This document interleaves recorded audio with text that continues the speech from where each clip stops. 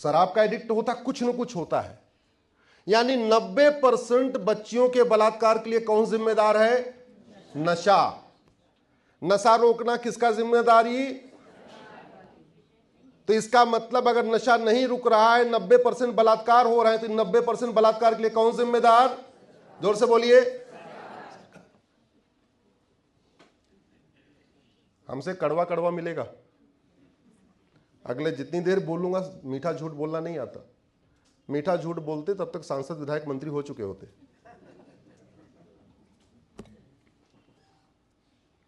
अगर आपको सामाजिक समरसता स्थापित करनी है तो आपको एक मैंने अभी नया कानून का ड्राफ्ट किया है, आपको दिख रहा होगा, सतयुग एक्ट दिख रहा है ना? जब मैं सतयुग की बात करता हूं तो लोग कहते हैं कलयुग में सतयुग कैसे आ सकता है? तो हमारा यह कहना है कि कलयुग में दुबई में सतयुग क्यों है? कलयुग में सिंगापुर में सतयुग क्यों है? कलयुग में जापान में सतयुग क्यों है? ये पूरा कलयुग भारत में क्यों है? पाकिस्तान में क्यों है? बांग्लादेश में क्यों है? उधर जापान में, सिंगापुर में, उधर क्यों नहीं है सतयुग? उधर क्यों नहीं है कलयुग? कलयुग और सतयुग इस बात पर डिपेंड करता है कि आपकी शिक्षा व्यवस्था कैसी है, आपकी न्यायिक व्यवस्था कैसी है। शिक्षा में संस्कार हो, कानून का खौफ हो तो सतयुग रहेगा। कानून घटिया है, शिक्षा घटिया है तो कलयुग आएगा। और ये कलयुग चल रहा है। जितनी घूसखोरी, कमीशनखोरी, जमाखोरी, मिलावटखोरी, कालाबाजारी, नशा तस्करी, मानव तस्करी, सोना तस्करी, माओवाद, नक्सलवाद, अलगाववाद, कट्टरवाद, जिहाद, मजहबी उन्माद, पत्थरबाजी, धर्मांतरण, घुसपैठ, ये जितने अपराध हैं, ये क्या वर्ल्ड वाइड प्रॉब्लम है क्या? ये पूरे दुनिया में होता है क्या? भारत की कोई भी समस्या वर्ल्ड वाइड नहीं है। भारत की कोई भी समस्या लाइलाज नहीं है। भारत की समस्याओं का मूल कारण है सड़ी हुई शिक्षा व्यवस्था और घटिया न्यायिक व्यवस्था। न शिक्षा में संस्कार है, न कानून का खौफ है। सामाजिक समरसता इसलिए टूट रही है क्योंकि शिक्षा व्यवस्था को एजुकेशन माफिया चला रहे हैं। गांव में एक लड़का है, गरीब है, बहुत टैलेंटेड है, अच्छा है पढ़ने में। दूसरा वाला उससे कम अच्छा है लेकिन थोड़ा अमीर है। जैसे अमीर है, उसको इंदौर भेज दिया कोचिंग करने के लिए, और वो कोचिंग किया तो आईआईटी भी निकाल लिया। मेडिकल में जाना है तो उसने नीट भी क्वालिफाई कर लिया, या एनडीए भी क्वालिफाई कर लिया, या क्लैट क्वालिफाई कर लिया। दूसरा वाला गरीब था इसलिए वो कुछ क्वालिफाई नहीं कर पाया। एजुकेशन सिस्टम को एजुकेशन माफिया चला रहे हैं। इस तरीके से सिस्टम को हाईजैक कर लिया है कि जो 10वीं 12वीं में पढ़ाया जाता है वो एंट्रेंस एग्जाम में पूछा नहीं जाता। जो एंट्रेंस एग्जाम में पूछा जाता है वो 10वीं 12वीं में पढ़ाया नहीं जाता। नतीजा यह है कि बिना कोचिंग किए ना कोई इंजीनियर बन पा रहा है, ना डॉक्टर बन पा रहा है, ना क्लैट में जा पा रहा है, ना आईएएस क्वालिफाई कर पा, कुछ कर ही नहीं पा रहा है। और याद रखिए, अगर मेरिट वाला स्टूडेंट क्लर्क बनेगा, उससे कमजोर वाला कलेक्टर बनेगा, तो कभी जीवन में सामाजिक समरसता नहीं आ सकती। आप मेरिट का अपमान करेंगे तो सामाजिक समरसता नहीं आएगी, कभी नहीं आएगी। मेरिट वाला अगर कांस्टेबल होगा, कमजोर थानेदार बन जाएगा, कभी नहीं बैठ सकता, सामाजिक समरसता नहीं आ सकती। सामाजिक समरसता टूटने का अगर स्थापित करना है तो भारत में हमें फिर से यूनिफॉर्म एजुकेशन सिस्टम लाना पड़ेगा। और पूरी मानव इतिहास में सबसे पहले यूनिफॉर्म एजुकेशन सिस्टम भारत में ही आया। राजा रघु ने उसको इंप्लीमेंट किया। दशरथ जी राज परिवार के, क्षत्रिय परिवार के और सुमंत नाविक के परिवार के, उस समय व्यवस्था उन्होंने कितनी बढ़िया रखी कि नाविक का बेटा सुमंत राज परिवार के दशरथ जी के साथ पढ़ रहा है, एक साथ गुरुकुल में पढ़ रहा है। आज की डेट में टीचर का बच्चा और शिक्षा मंत्री का बच्चा एक स्कूल में पढ़ता है क्या? जोर से बोलिए। कांस्टेबल का बच्चा और कप्तान का बच्चा एक साथ पढ़ता है क्या? मजदूर का बच्चा और मालिक का बच्चा एक साथ पढ़ता है क्या? तो कैसे आएगी सामाजिक समरसता? आज का एजुकेशन सिस्टम क्लास क्रिएट कर रहा है। 20,000 रुपए जहां फीस है उसकी अलग क्लास क्रिएट हो रही, 10,000 रुपए फीस की अलग क्लास क्रिएट हो रही, 5,000 रुपए वाले की अलग क्लास क्रिएट हो रही है, सीबीएसई की एक क्लास क्रिएट हो रही है, एमपी बोर्ड वाले की अलग क्लास क्रिएट हो रही है। 65 एजुकेशन बोर्ड बना रखा है, 65। सारे एग्जाम के पेपर एक और सिलेबस और करिकुलम 65। एजुकेशन बोर्ड 65 और पेपर एक। इंजीनियरिंग का एक पेपर सबके लिए कॉमन है पूरे भारत के लिए, मेडिकल का एक पेपर कॉमन है सबके लिए, क्लैट का पेपर कॉमन, आईएएस का पेपर कॉमन, और 65 एजुकेशन बोर्ड 12वीं में।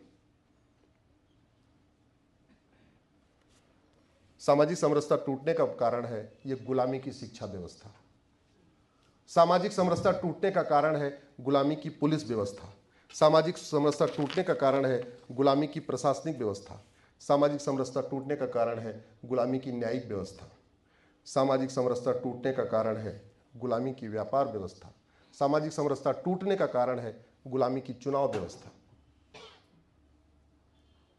अच्छा, सबसे आश्चर्य बात, हम लोग 15 अगस्त को क्या मनाते हैं? जोर से बोलिए। स्वतंत्रता दिवस। स्वतंत्र दो शब्दों से मिलकर बना है, स्वतंत्र। स्व मतलब सेल्फ, हमारा, तंत्र मतलब सिस्टम। कौन सा सिस्टम हमारा है? एजुकेशन सिस्टम हमारा है क्या? जोर से बोलिए। पुलिस सिस्टम हमारा है? एडमिनिस्ट्रेटिव सिस्टम हमारा है? जुडिशियल सिस्टम हमारा है? टैक्स सिस्टम हमारा है? बिजनेस सिस्टम हमारा है? कोई सिस्टम हमारा नहीं है। फिर भी इस साल हम 75वीं वर्षगांठ मना रहे हैं स्वतंत्रता की। कहते हैं भारत संप्रभु है, संविधान के प्रियम्बल में लिखा भी है। 15 अगस्त को 1947 को हम स्वतंत्र हुए और 26 जनवरी को हम क्या हो गए? संप्रभु, क्योंकि संविधान लागू हो गया। संप्रभु का मतलब न गुलामी का नाम हो, न गुलामी का निशान हो, न गुलामी की कुरीतियां हो, न गुलामी की कुप्रथाएं हो, उसको कहते हैं संप्रभु। खत्म हो गया क्या? अब की बार जब एयरपोर्ट पे जाना तो फ्लाइट में चढ़ने से पहले देखना फ्लाइट पे लिखा क्या है। उस पर लिखा हुआ है वीटी। वीटी का मतलब होता है विक्टोरिया टेरिटरी। अब दिक्कत क्या आ रही है? कोई बीमारी जैसे ही हो तुरंत अगर उसकी दवाई दे दो तो ठीक हो जाएगी, लेकिन बीमारी अगर लंबी चली, दवाई दिया तो क्या हुआ? बीमारी लाइलाज हो जाती है। आज की डेट में वीटी बदलना मुश्किल हो गया। नेहरू जी को विक्टोरिया से बहुत प्यार था तो उन्होंने विक्टोरिया टेरिटरी कंटिन्यू किया। आज वाले चाह के भी बीटी नहीं ले सकते और बीएच नहीं ले सकते। अल्टीमेटली हम भारत हैं तो या तो हमें बीटी चाहिए भारत टेरिटरी, या हमें बीएच चाहिए। दो ही लेटर का मिलता है वो। एक को बांग्लादेश ले गया, एक को भूटान ले गया। हमारे पास कुछ बचा ही नहीं। अब तो एसटी लेना पड़ेगा, हिंदुस्तान टेरिटरी, यही लेना पड़ेगा। लेकिन लेके अब दिक्कत ले कैसे? क्योंकि संविधान में इंडिया दैट इज भारत, तो या तो इंडिया लें या तो भारत लें, मतलब भारत से मिलता जुलता कुछ लेना पड़ेगा। तो या तो भारत के संविधान में फिर आर्टिकल 1 को बदल के भारत का नाम हिंदुस्तान करें और फिर एसटी ले, तो काम बढ़ गया कि नहीं? कोई बीमारी का इलाज समय पे हो जाता है तो आसानी से हो जाता है। बुखार तुरंत खाओ तो 2 टैबलेट में ठीक हो जाएगा, अगर लंबा छोड़ दिया तो निमोनिया हो जाएगा, टाइफाइड हो जाएगा, फिर लंबी बीमारी बढ़ जाती है। सामाजिक समरसता इसलिए भी टूट रही है क्योंकि भारत में हमने इलेक्शन सिस्टम को ठीक नहीं किया। 1951 का रिप्रेजेंटेशन ऑफ पीपल एक्ट चल रहा है, जो अंग्रेजों ने बनाया था उसी को कॉपी पेस्ट मार के कंटिन्यू किया। भारत में जाति का जहर घोलता कौन है? जोर से बोलिए जरा, जोर से बोलिए। एक शब्द में कहिए तो नेता, जिसको पार्षद बनना है या प्रधान बनना है या सांसद बनना है, विधायक बनना है। जाति का जहर कौन घोलता है? भाषा का जहर कौन घोलता है? क्षेत्र का जहर कौन घोलता है? नेता। क्यों घोलता है? क्योंकि उसको पार्षद, प्रधान, विधायक, सांसद बनना है। अब सवाल यह है, वो पार्षद, प्रधान, विधायक, सांसद ही क्यों बनना है? टीचर क्यों नहीं बन जाता? डॉक्टर क्यों नहीं बन जाता, बाकी काम क्यों नहीं कर लेता? क्योंकि बड़ा प्रॉफिटेबल काम है। 5 लगाओ 50, 5 साल में 50, सामान्यतः यही चल रहा है ना। अब आगे इसको समझिए, 5 करोड़ लगाओ 50 करोड़ कमाओ, मतलब 1:10 का रेशियो है, ऐसा लोग बताते हैं, अनुभवी लोग।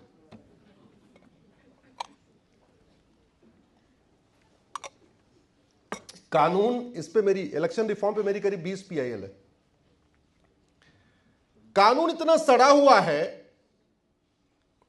किसी व्यक्ति को 2 दिन की सजा हो जाए तो वो होमगार्ड भी नहीं बन सकता, टीचर भी नहीं बन सकता, कांस्टेबल नहीं बन सकता, क्लर्क नहीं बन सकता, कुछ भी नहीं बन सकता, मात्र 48 घंटे की कोर्ट के द्वारा सजा हो जाए तो।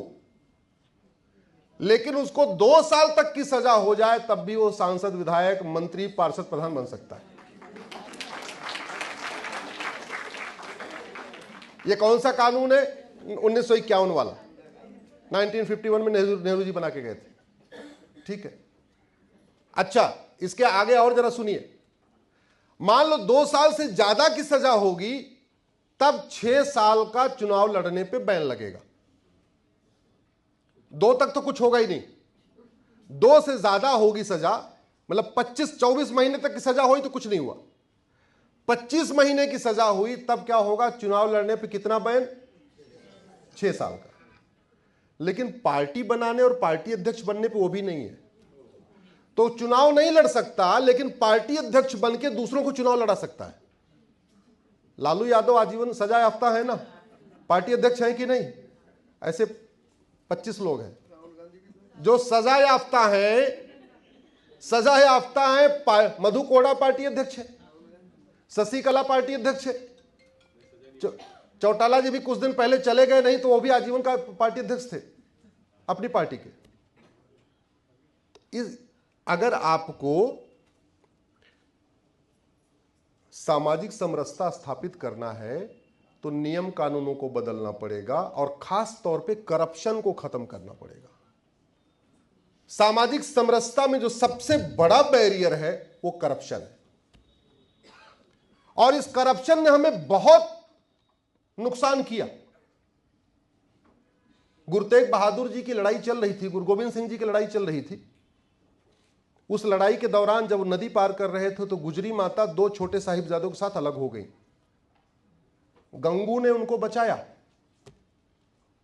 गंगू अपने घर पे ले गया गुजरी माता को और दोनों छोटे साहिबजादों को, लेकिन 100 अशरफी के लिए उसने उसको वजीर खां को बता दिया कि माता भी हमारे, दोनों बच्चे हमारे पास हैं।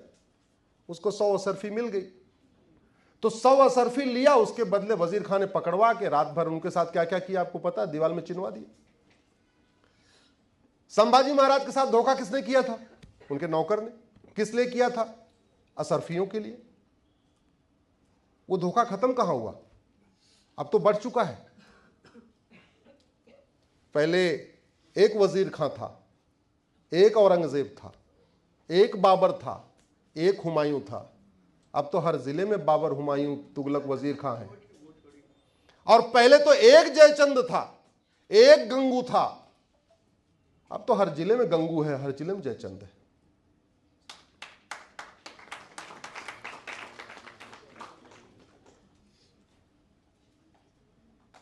आज क्या हो रहा है? बांग्लादेशियों का राशन कार्ड कौन बनवाता है? जोर से बोलिए जरा। बांग्लादेशियों का आधार कौन बनवाता है?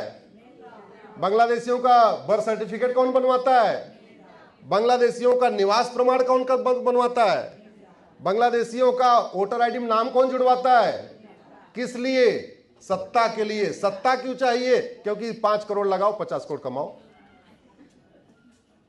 जब तक इसका समाधान नहीं करेंगे तब तक सामाजिक समरसता नहीं आएगी।